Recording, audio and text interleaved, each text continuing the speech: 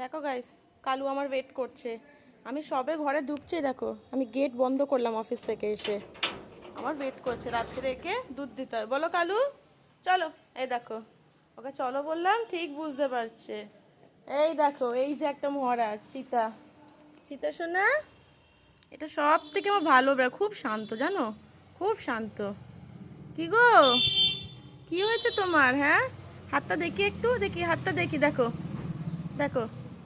রেগে যাচ্ছ তুমি? রেগে যাচ্ছ? ঠিক আছে, আমি কিচ্ছু করব না, কিচ্ছু করবো না, ঠিক আছে? দেখো, এরা সব আমার জন্য ওয়েট করছে, সব, সবাইরা।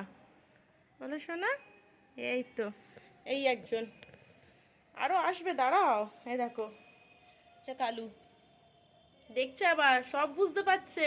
বলো শোনা, তুমি বুঝতে পারছো তো? হ্যাঁ, কিছু খাবে?